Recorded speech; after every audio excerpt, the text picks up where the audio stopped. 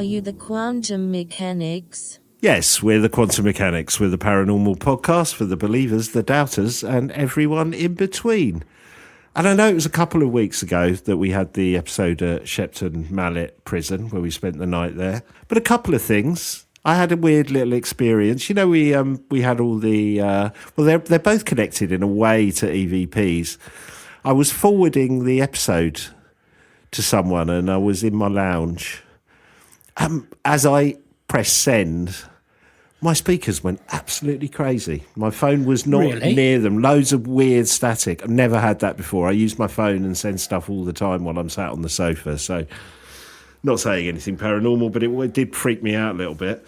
And the other one is on YouTube. We got a message from Little Steph, who had basically gone through the app and time-coded little EVPs that they thought they'd heard on the episode. And I went through the time codes and there was at least one which I think could be an EVP that I'd not really noticed at the time. So really interesting.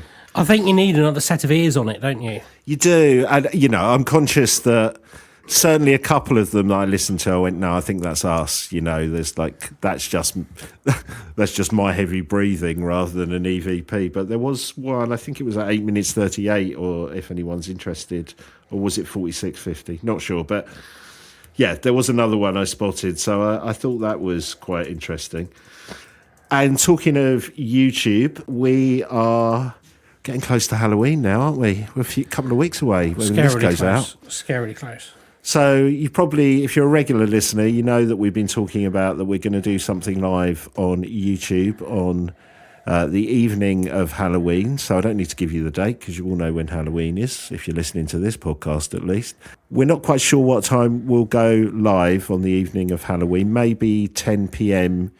UK time, but we're aware we've got listeners all over the world, including Mongolia. And was it Mongolia? Yes, we were number 8 in Mongolia. Yeah, so I don't know the time zones for everywhere that we go. So the best thing you could probably do is if you go to our YouTube channel, just search the Quantum Mechanics Paranormal Podcast. I know that is a long search, but go to us, subscribe. There's that button that everybody talks about. The bell, hit the bell, and apparently that'll tell you when stuff, when content's out. But if you can do that pre-Halloween, it will definitely tell you when we're going to go live. So, we're looking forward to it. We are. It's every year we do it to ourselves, and I always get worried that it's not going to be as good as we thought. And usually it's better than we thought. Yeah. So I'm hoping it's going to be the same. Don't jinx it. I won't jinx it. I'm trying to... I've had a touch of pneumonia, so I'm a little bit... Like, it feels like we're always ill, but so many podcasts I listen to... Got the same. Yeah, the presenters are saying, I'm feeling really ill. So I thought I'd just be honest, because I'm a bit coffee, but we'll get through it. I'm a bit coffee and sniffy as well, so it's going to be unlistenable to anybody. We'll try and cut all of that out if we can. It's almost as if Barocca doesn't work as it says it should. Actually, no, it doesn't say it. It defends you against pneumonia and the common cold, does it? But in my mind, it probably should. I think it's probably partly because we've had so much water here coming over to you today. It was just like 2 weeks ago we had the floods and they're still knee deep. I mean, not in my car am I knee deep, but everywhere else. And lots of road closures and lots of stuff. Yeah. And I've been watching loads of videos on YouTube of people in very small cars trying to drive through flooded areas and they're addictive, failing. Those, aren't they? Oh, they really are. And you're almost, as they're going in, you go, are they going to make it? No, stop. No. And then you always get the one that's in a kind of Land Rover or Range Rover who's a bit cocky as well. Well, the last time I was in a 4x4 car in the rain, it was with you coming back. Yeah. And the reason we're doing this particular topic is because we went past the sign for Warminster. Yes. And I said, it's the Warminster Thing. You know, that's where it happened. Yeah. And Nicholas said, I'd never heard of that.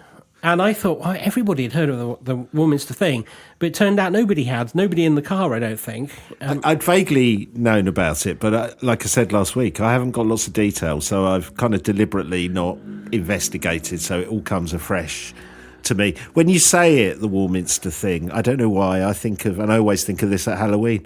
I think of that song, The Monster Mash. Yes. I don't know why, but I love that song. That's my favourite Halloween song. Yeah, and who did that? Something and the Crypt Kickers, I think. Yeah, I can't remember. It's always a question on a pub quiz Halloween. Yes, and now I'm like, that's going to annoy we'll look me. it up. And it's older than you think as well. Yes. But just to keep it all kind of in terms of, we got Halloween coming up, then the 5th of November, but then it's Christmas, and the Warminster Thing all kicks off on Christmas morning in 1964. It was the start of many years of unexplained phenomena in this strange, quaint, it's not a strange town, but it's a very quaint little town. If you don't know that part of the world, it's sort of, it's kind of Wiltshire, you're kind of near Somerset. It's got all of the landscape around it, the Salisbury Plain, you've got Avebury, you've got Glastonbury Tor and stuff. There's kind of a lot of whimsical, ethereal, lovely things around there. And it's not like a massive place, is it? It's not like a massive city or town. It's reasonable size, but quintessentially British. Quintessentially British. Oh, and I should say, a lot of this story, I would like to thank Haunted magazine. Some of it comes from books as well, but Haunted magazine have given me a bit of a structure for this, so thank them for pulling it all together. And it catapulted this little town into the centre of the world's UFO activity. The first set of events occurred across several hours when different people witnessed some very loud and unexplained audible phenomena. There's some great names in this story, by the way. No giggling about this one. Mildred Head reported that her ceiling came alive with strange sounds, lashing the roof as if twigs were brushing the tiles. And it sounded, as she said, in the end, like giant hailstones. Wow. And then there's this humming noise. Now, this humming noise is something like people have been reporting the worldwide hum much more recently. But this is something that always came with the thing. This humming noise comes from above and nothing can be seen. Second name warning. The head postmaster, Roger Rump. Hold on, this is sounding like kind of a children's book. Yeah, it sounds like a Carry On movie. It does. I hope people called him Stakey. Yeah. But yes, the head postmaster heard these weird noises simultaneously and described this terrific clatter as though the roof tiles were being rattled about and plucked off by an unseen force. Another poor lady was terrified. In the darkness of Christmas morning, she got up early and she thought she was being disturbed by a gritting lorry coming up the road. But as the sound grew nearer, again this humming noise accompanied it, and this sound of branches pulling along, yet the sky was clear. She fled to the local church. Kids must have thought it was Santa, right? Well, it's very interesting you should say that. That's exactly what some of the school kids did say to the local... That, right? It comes up a bit, yeah. 4 miles away at Nook Camp. It really is. Now you say. Come on, you're making this up now. No. Nook Camp. 30 soldiers. Hold on. So we've got Mildred Head. Who's the postman again? Roger Rump. Roger Rump. And what's that last one? That's not a name. Nook Camp. It's a place. Nook Camp. Oh, come to Nook Camp. No. 30 soldiers rudely awakened by what sounded like a chimney stack being ripped from a roof and thrown across the camp. Wow. Yet no damage had occurred. So the other thing that I forgot to point out is Warminster is an army town. Right. And it's home to the Land Warfare Centre. And as I did point out, it is by Salisbury Plain where the armed forces do their manoeuvres. If you ever drive across that place, if you go, say, on the A303 past... I sound like my granddad now. If you go on the A303 past Stonehenge, then take the second right. Yeah. If you go down there, you'll see tank crossings. They used to be heavily marked. They're only marked in other places on more minor roads now, but the roads that crisscross it are tank crossings. Right. There were hundreds of reports over the years. After this Christmas morning, it keeps coming in. And the guy with a much more sensible name that starts to, I guess, catalogue these is Arthur Shuttleworth. It's not bad, though. It's not bad, is it? He is an integral... That's a bit more 70s sitcom rather than Carry On. It is. Well, there's a famous comedian called John Shuttleworth, isn't there? Yes. I don't know if he still tweets, but his tweets were always brilliant. They're just really funny. Anyway. Well, our Shuttleworth worked for the Warminster Journal, the local paper. He became quite passionate about the subject of the Warminster Thing, And it was the subject, really, of what became his lifetime's work, because he wrote books on the subject. And those books, I bought them, and they are kind of... So he himself said, all my reports will bore you because they are just catalogues of different things people have said to him. And then I found... One hell of a way to sell a book, well, isn't it? So this is his excuse for, like, I guess...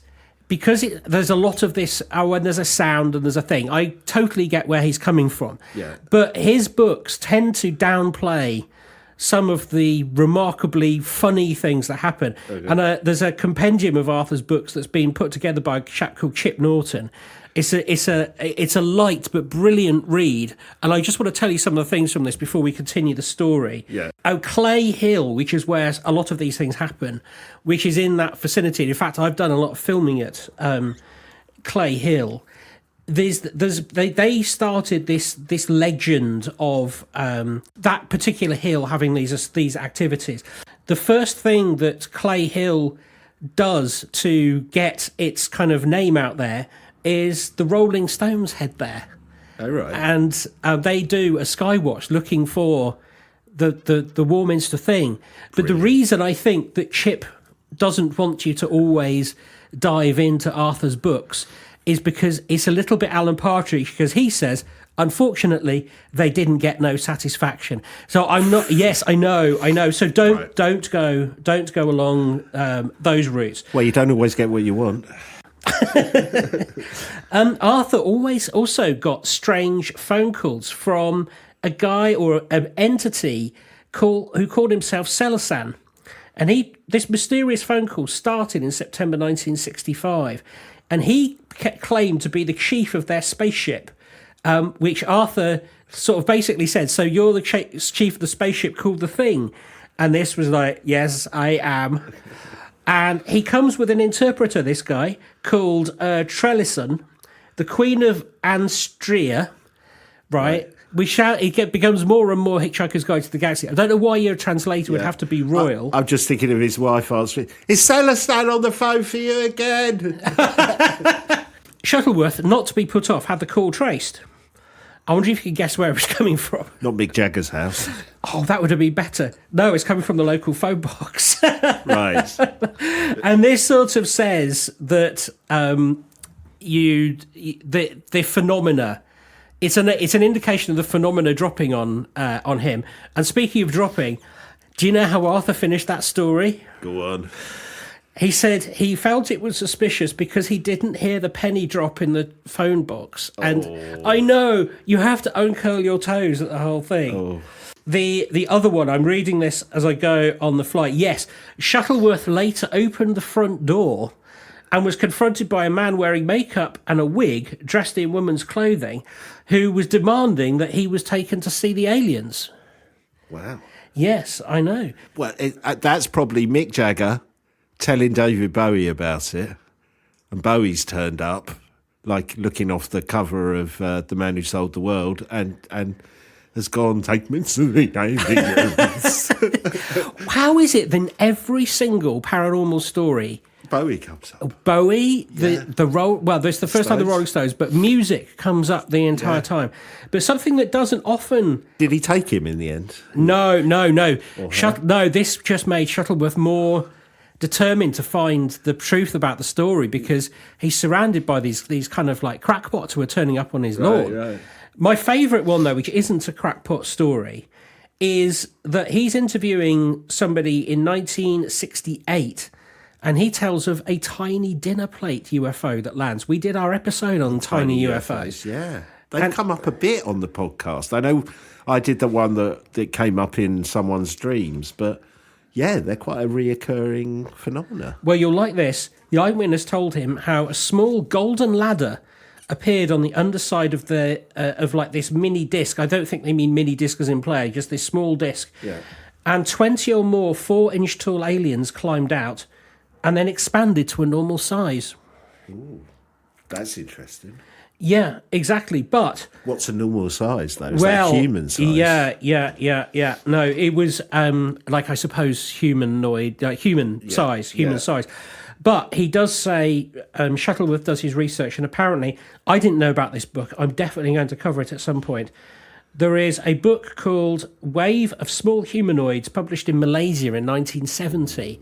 And apparently this description of the craft and the activity of them growing matches what was reported in Malaysia, which I think is interesting. Which is very it just makes me want to do my Bowie thing again. The wave of small humanoids.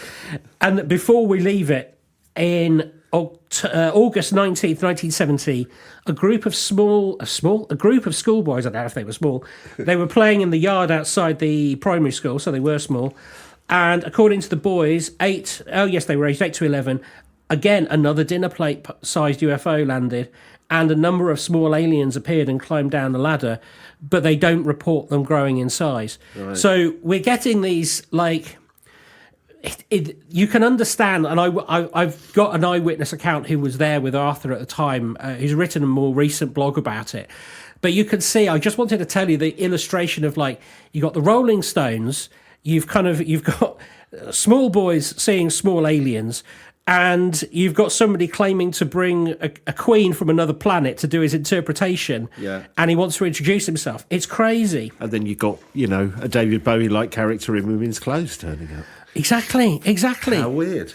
It's reminding the kids, though. It's reminding me a bit kind of Broadhaven as well. Yes. It's very much like Broadhaven in terms of...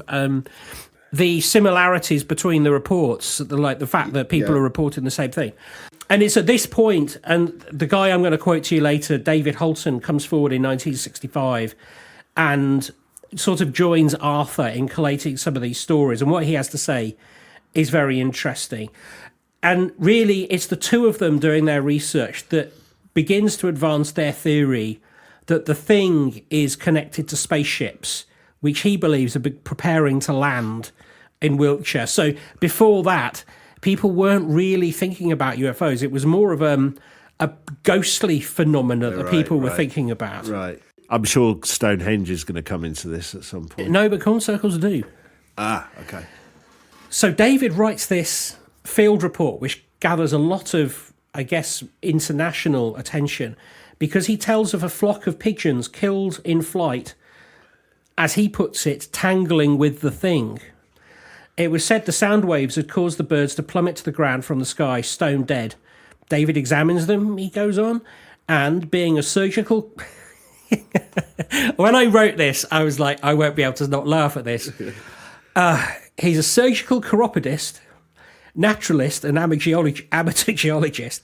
So he does feet. When I wrote naturalist, not a naturist, he's not naked, he's a naturalist. So he does animals and feet. He does animals and feet. Right. He said that he had heard of this rare phenomena before, and he cites an incident over the village of Crockerton and the coincidence with reports of a high-pitched droning sound emanating from this wooded area.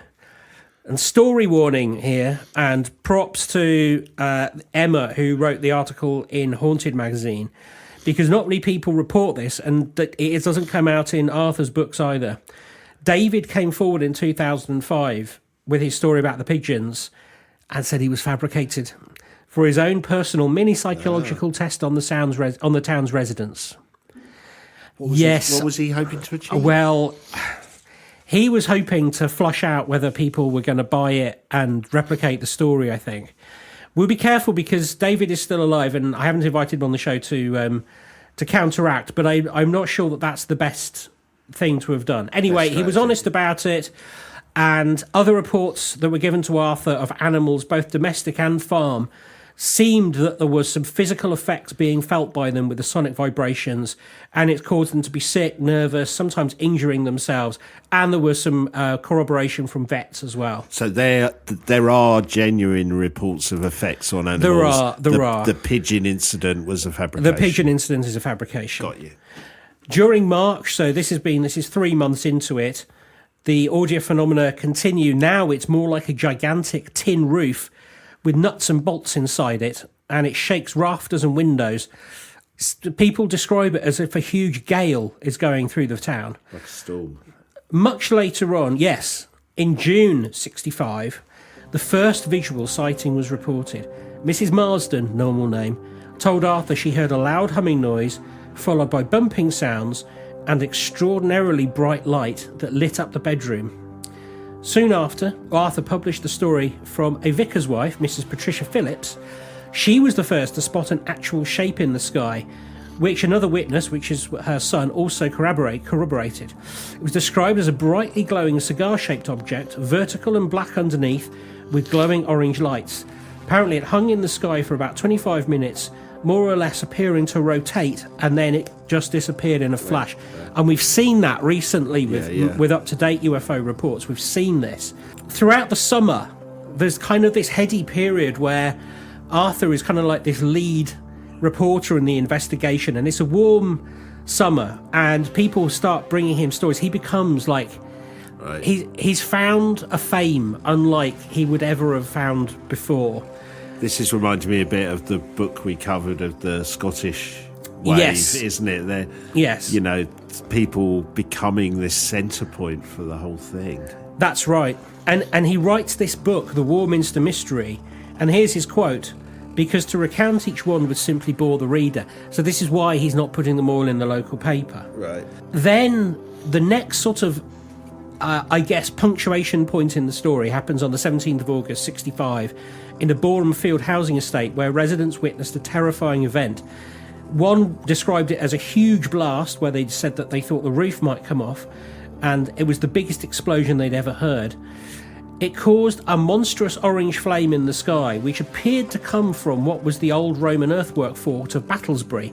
It cast a light over the hill and was described as a light bulb shape. The luminescence seemed to drop out of sight like snuffing out of a candle, and a great ball of smoke floated into the housing estate with a yellow core, snapping and crackling and making constant contact with the grass and trees before dissipating.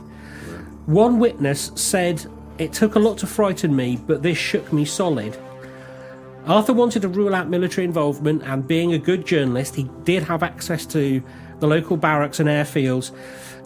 As it turned out, the soldiers were on leave, and at the airfields they all denied responsibility, pointing out that none of their equipment could have done that, and if they had accidentally set, an arms dump on fire, they'd all be in significant trouble, and the MOD would be, for the military police, that is not something you would get away with lightly. Although the counter-argument with that is it's so embarrassing they may have covered it up, just putting a sceptical view on it. It's true, but he did point out, and he pointed out in the book, that even if they had covered it up when he went to visit, there would still be remnants of something. Yeah. Well, yes, but the military police would have got involved. There would be accounts of people going to prison or whatever, because he wouldn't got away with that. A local lorry driver told of a ball of crimson light that flew up from the hillside and hovered before him. He sped towards him and he slammed on the brakes of the lorry in a panic. The light stopped directly in front of him, and as the lorry continued to move forward, the light went backwards. Very much Close Encounter of the Third kind of stuff. Yeah, I here. was kind of thinking that. Yeah, well, that bit in the car, in the pickup truck, is that what you're thinking? Yes, exactly. Yeah. So this thing follows him for a bit and then just disappears. And this is the thing about the thing. It adopts so many different forms. Initially, sound and pressure waves with downward tendrils of kind of emanation of making people feel like their roofs are being clattered and stuff. Then we've got orange balls. Then there's like this swirling whirlwind that comes through. So people are describing literally like a mini tornado that's what I was rushing thinking. around. Yeah. Then they see several discs during the daytime. At the night time, they see red winking spheres, clusters of white lights, orange, red and blue and green tinged orbs of fire. And as the frenzy around the thing grows, local people begin to get scared. This happens. Yeah. Doors become locked, curtains pulled. The author describes how worried mothers actually kept their children from school in some instances. Well, I'm not surprised it's covered in mini UFOs with mini aliens. So, yeah. But you can imagine the other effect this has on the town. Everyone arrives. Everybody arrives. Absolutely everybody. So the local hotel's happy. Well, he goes on to point out the town has never had it so good in terms of doing a ringing trade. Right. All the shopkeepers are, they're selling more than they ever sold in their lives. This leads to a nicely timed photo on the 29th of August. Jordan Faulkner is taking his camera to his mother's house for his sister to borrow. It's all very homely down there. And he spotted something moving fast and low over the south of the town. He pointed his camera into the sky and took a lucky shot. What he managed to capture has become the Warminster Thing photo. So if you Google the Warminster Thing, you will. This is the 90% of your that. Google I remember images. that. It's kind of blurry, black and white, grainy. Isn't it that one? That's right. Yes, yes. Unfortunately, most people believe that it was probably just a good quality fake. Right. Here's a good name. Roger Hooton claimed in the early 1990s that he and Gordon created the hoax photo themselves. Gordon, however, says he had no knowledge of anyone named Roger Hooton. You'd probably remember that. Mm-hmm. And furiously denied it. And it looked like things might have got illegal there for a bit. So I'm not going to delve into that because one of them is still alive. But yes, it became nasty. It's amazing it got nasty then. Imagine what it would be like now with kind of Twitter and social media and YouTube. It'd be bans everywhere. Yeah. On the Friday evening before the bank holiday, the Warminster Chamber of Commerce called a public meeting to discuss the events and hopefully quell fears. Over 7,000 people came. Wow. Most of them there to spot the thing. And although it was total chaos, as you pointed out, the local traders were absolutely thrilled. And as the town hall was packed out and hundreds of people stood outside, the traders did not want anyone's interest quelled. They were all up for museums and displays let's bring these people in. They just can't get enough of it. I've just ordered 15,000 UFO key rings. Exactly, that's very much it. Yes. The military were invited and they said they were going to come, but they didn't. They sent written affidavits explaining that it was satellites, rockets burning up, noises from helicopters, and military operations, and perhaps even hallucinations. All of those things. All of those things were sent as potential explanations by the military, and they said that is what they were. But potential is a weird word in that context, because if it was military manoeuvres and operations, surely it's not potential. They would know. So potential hallucinations. So the idea is that people... They've got so het up that they're hearing a noise from a helicopter, right, and then hallucinating that there's a massive spacecraft there. Okay, yeah, I'm with you. And even somebody from the National UFO Association comes down. They cannot find anything at all. So and they just kind of go along with what the military say, but say that it's not particularly helpful. And what you've now got, as the year has gone on a bit, you've got all these sky watchers turning up, and all the locals are kind of like calling it a bit of old tripe, but the hills now are getting busy with these sky watchers. Yeah. As Arthur has an experience of his own on the 25th of September, it makes him the 199th witness. He sees a cigar shape in the sky from upstairs bedroom in his house, and he says he's got a peculiar hump with a yellow or burnished amber protrusion on the top. And he reports that despite interviewing such a high calibre of witnesses, he was convinced the thing that he saw was the first time that anyone had seen it in this particular guise. Right. He tried to film it. He grabbed a cine camera, and as he pointed the camera at it, it glided away. But he did report that as he tried to aim the camera and shoot, it began to jump around in his hands, and he felt sharp, prickling needles all down his hand, face, wrist, and body, almost like it was, he said, electric pulsing. And he said his eyes watered for 2 months afterwards. So is he saying that's just a coincidental byproduct, or kind of it almost suggests some kind of sabotage? I don't want to be filmed. Yeah, absolutely. And, I think he has got to this point where, unfortunately, just I saw it and it got away, it might not be enough, because that event really changes things around for him. There's a whole load more sightings. Somebody comes in saying that they've seen a silver disc with a yellow light. It looks like a fried egg. There's still reports of this audio phenomena. There's people reporting pebbles being thrown at them. There's quite a lot of this activity still coming in.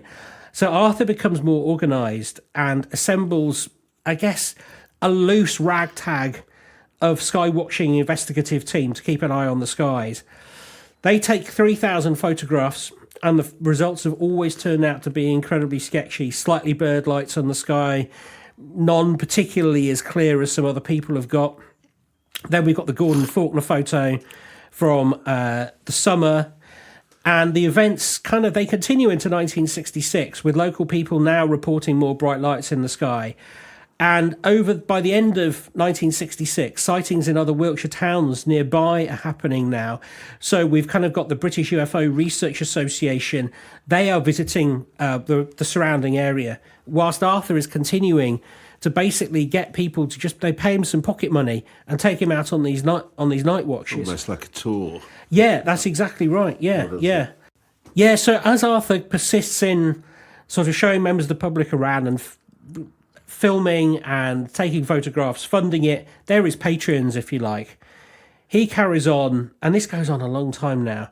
But by 1977, most of the interest in the thing has died down, and Arthur has published 3 books on the subject. Wow. People move on, and Arthur carries on his work behind the scenes. He's passionate that something big happened, and he would talk to almost anybody that would listen. But he passed away in 1996. Oh. Those were the only books he ever published, and he carried on, doing the reports. Investigating it. Yeah. But he was well known and much mourned by the UFO community, as far as I can see. He managed to turn people around from being scared to being intrigued. He did try to make people involved in looking at it from a scientific perspective and got people to think about what actually might be going on, rather than, here's this peculiar what's it that's bothering our lives. And did he have any theories of what was going on? His entire theory was it was UFO, it was alien spacecraft. But why? Why were they coming? Well, so he doesn't know. He never postulates why they're there. He just says, I think that's what it is. And it could be, he does say, well, it could be the military. I mean, he does point out the military's there. That could be a reason for them being there. We're at the beginning of the ramp up of the Cold War. I'm surprised no one went, it's right by Stonehenge. It might be connected to that, but nobody's... Well, I'm going to tell you something about that now, because the guy I was just talking about, David, he wrote a number of different articles, and 1 or 2 of them have been picked up by Haunted Magazine, and I found some of them in other books. And let me just tell you a few things that he's said. So just to sort of give you the picture of how he thinks of himself. He pictures himself as one of the old guard, he says, who skywatched from Cradle Hill at Warminster in the early 70s, but can't claim to have been there since the beginning of the thing. I never saw the hum. He said, I was one of the scores of rubberneckers from all over England who joined the locals on the hill, thinking you might see something. Before that, he says, the Warminster folk struck me as... They didn't strike me as what they were trying to cash in on the thing, as if it was a Loch Ness monster. The people in the garrison town with the army next door, he said, are the last people that would start talking about imaginary things like UFOs. But he said when this all kicked off in 1964, with all of the noises and all the strange lights, people were scared. He said there was consternation, not panic, but under the surface, they were scared. Yeah.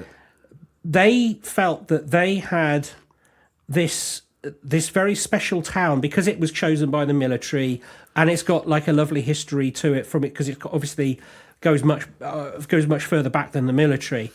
He said that they had this sense that they owned the town, and now they didn't own it anymore. That comes back to those kind of, we talked about it before, those feelings of invasion that sometimes get associated with UFO cases, that it's almost, it's taken them out of the safety of what their small town was, really. Yeah, that's exactly it. It's a safety, like 1965... You're probably quite niche if you're looking for UFOs. Yeah. And, we're really barely 20 years since the Second World War. People are beginning to settle down into Middle England, and things are sort of returning to normal, and they didn't want this. And before I tell you any more about it, he does answer the question. He says, do you think Arthur created the flap? And he said, I would argue that he kept it going. Right. Because of the guided tours that he was doing, and the fact that he encouraged the before meetings in London, and he began like hiring a car and bringing people down. He was keeping it going, but whether it was because he was interested or because it kept his celebrity going, I don't think anybody will know, and I think it'd be unfair to sort of accuse him of something. Or maybe it was subconsciously just something he needed, gave him a purpose, maybe. Yeah, You know what maybe. I mean? It might not have started as that, but it might have ended up that. But I'm struck that it sounds like, would it be fair to say more people experienced the audio phenomena than a smaller group, the kind of, encounters in the sky, and then an even smaller section who reported seeing aliens? Would that be fair? Oh, yeah, totally. But you see, this is where I have a problem with both Arthur and David, because I was reading through all of his work about the Warminster Thing, and he talks about UFOs and crop circles, and he is quite dismissive of corn circles. In fact, listen to what he said. Side by side with the UFOs, there was a second mystery of the crop circles appearing in fields of corn around the town, but they were so obviously man-made they didn't interest me. And maybe because they appeared further afield all over Wiltshire as well, they weren't as proudly owned by Warminster as the UFOs. Now, I think we have read enough to say it is not obvious that they are all man-made, and he uses a picture of Doug Bauer from 2008 to illustrate the fact that they're all man-made. Right. Now, that to me says that he is taking a subjective view and making it objective, and therefore we can't really...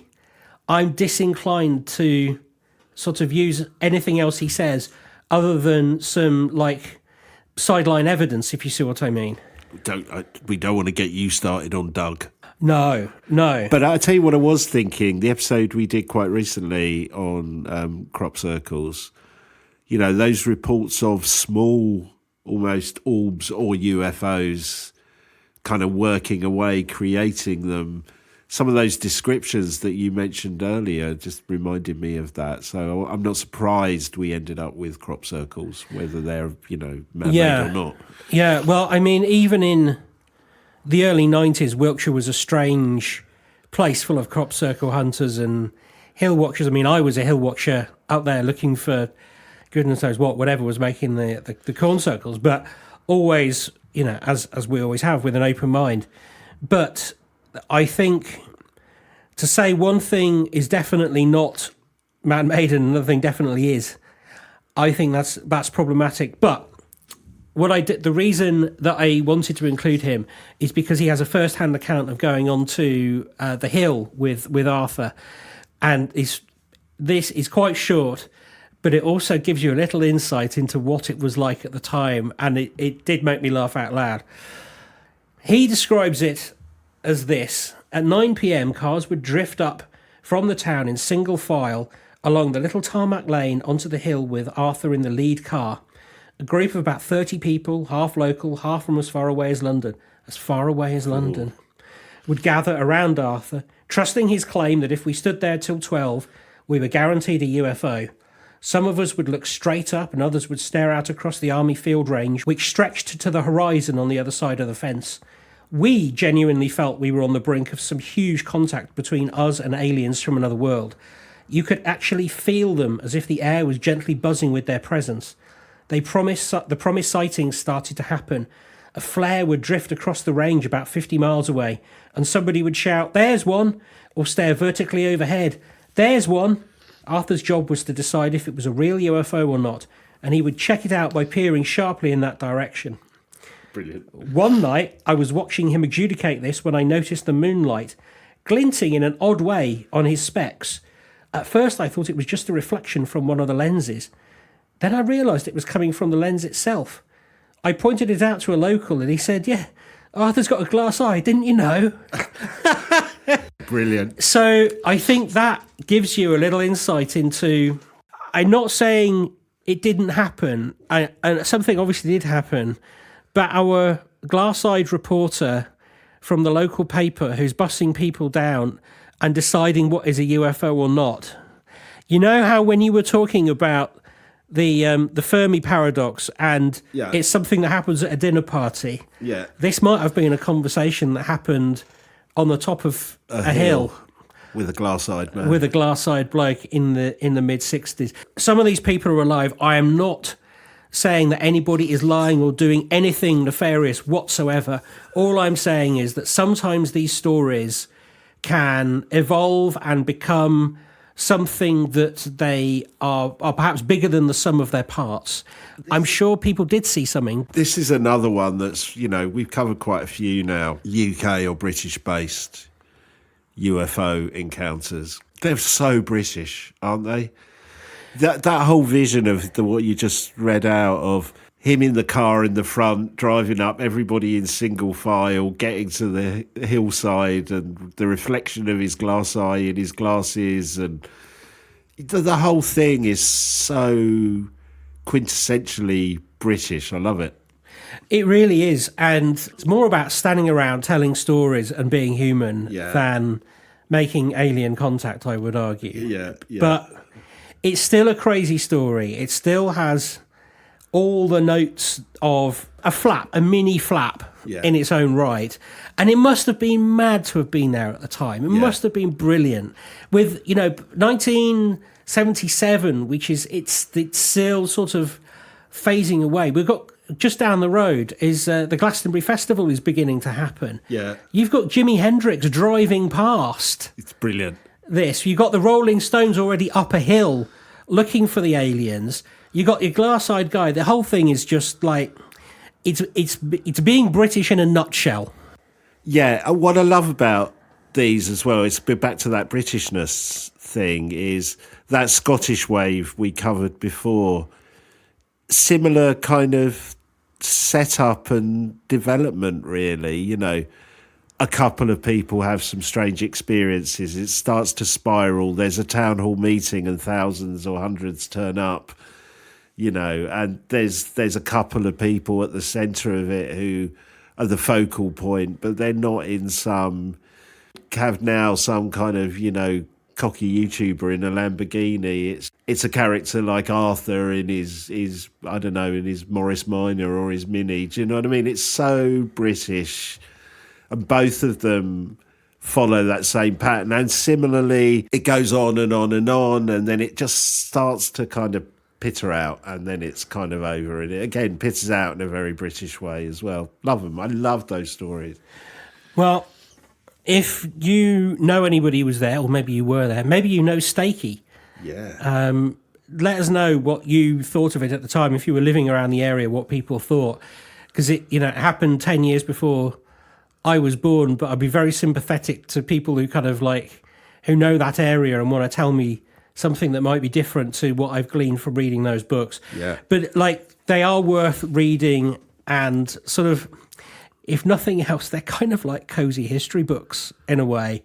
And next time I'm passing Warminster, I shall be raising, well, I don't drink when I'm driving, I'll raise a glass of whatever I'm drinking to Arthur Shuttleworth and thank him for entertaining me all these years in the future.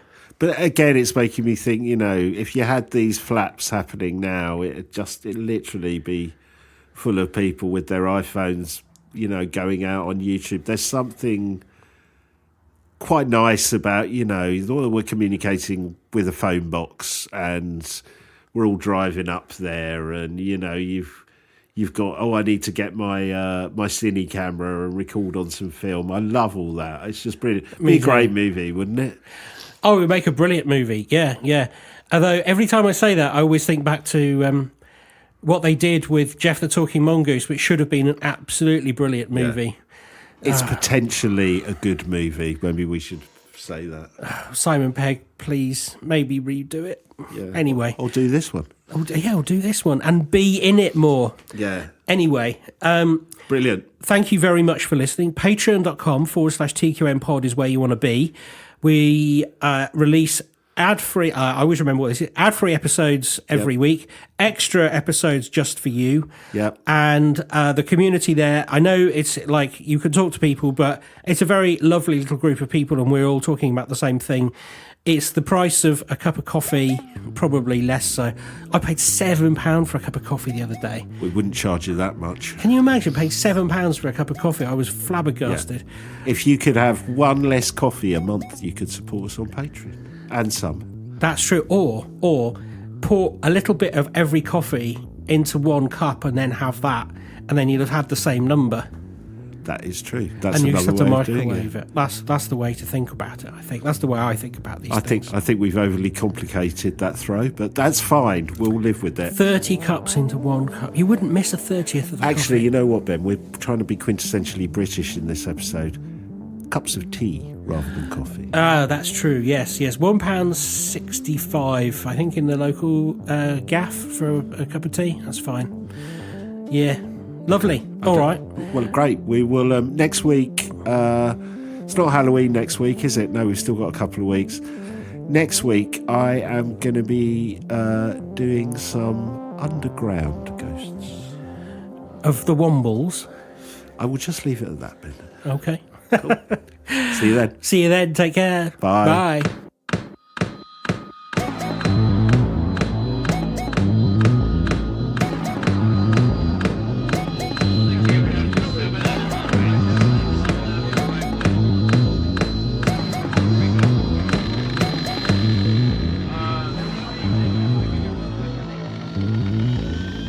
Are you the quantum mechanics?